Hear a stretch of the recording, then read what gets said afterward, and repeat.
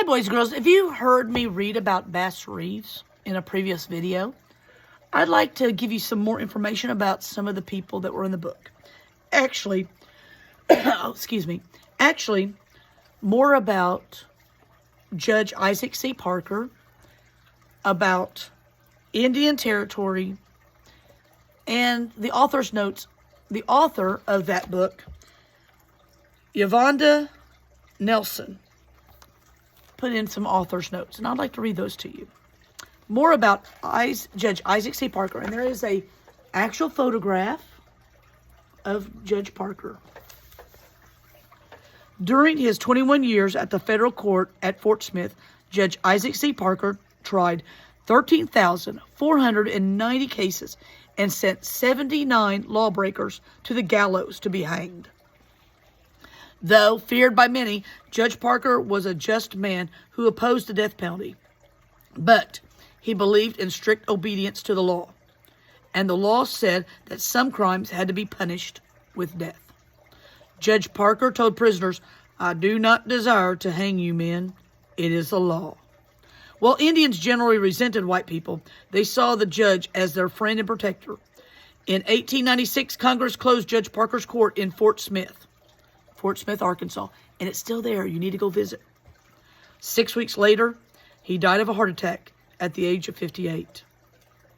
Now, more about Indian Territory, which later became the state of Oklahoma. Indian Territory became home to Native Americans who, in the 1830s, were forcibly moved there by the U.S. government. The Cherokee, Chickasaw, Choctaw, Creek, and Seminole came to be known as the five civilized tribes because they adopted white ways. For some, this included schools, housing, clothing, and even keeping black slaves.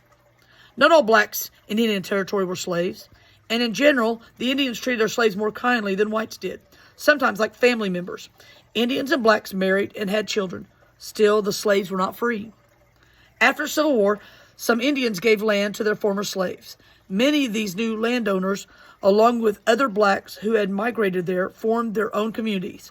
By 1870, there were 5 black towns in Indian Territory, with more to come. Although whites were not supposed to settle there, many moved into the territory illegally.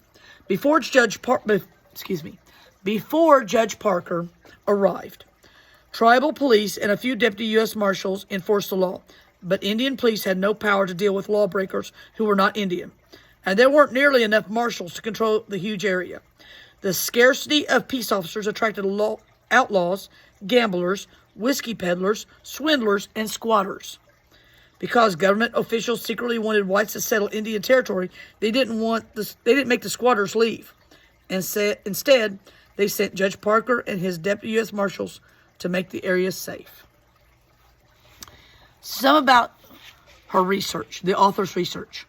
While information about Bass Reeves is considerable, some details of his life were difficult to verify. That means to see if it was real. His date of birth and the story surrounding his escape from slavery are examples. In these cases, I used the most reliable material that concurrent scholarship has uncovered. The facts of Bass's life, including all dialogue, are supported by documented sources. That means she did a lot of good research. What I tell my students all the time, check your facts. Even if it's on Facebook and stuff, even if it's on Facebook or TikTok, check to see if it's real, especially on Twitter and stuff. Guys, a lot of that is people's opinion, not facts. Check the facts. Author's note, Finding Bass. This is what the author wrote. I was first introduced to the Old West by the television and movie westerns of my childhood. My siblings, that means her brothers and sisters, and I watched all of them. The Lone Ranger, Hopalong Cassidy, Roy Rogers, Gunsmoke, The Rifleman, Bonanza, anything that involved good guys, bad guys, horses, and shootouts. We spent hours playing cowboys, eating beans from a can around a make-believe campfire, and swaddling whatever we could imagine was a horse. Looking back, I remember an occasional black character in these shows, but never in the roles we aspired to play. I came to believe there were few blacks in the West, and none who did anything I would have called important. When I grew older, I learned about the bravery of Buffalo soldiers. Look that up. And about black cowboys like Bill Pickett, which I'm going to read a biography of real soon to you, and Nate Love. Then one day in 2003, my husband, an admirer of the Old West, introduced me to Bass Reeves, a black deputy U.S. Marshal. I immediately wanted to know more, and my research began. I found information about Bass in books and articles, but there was nothing factual for children except 2 pages in a book called Rough and Ready Outlaws and Lawmen by A.S. Gitzner.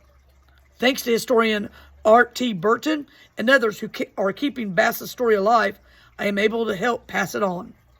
Many of the Western heroes we idolized as children were fictional characters, dramatized by Hollywood. But Bass Reeves was real.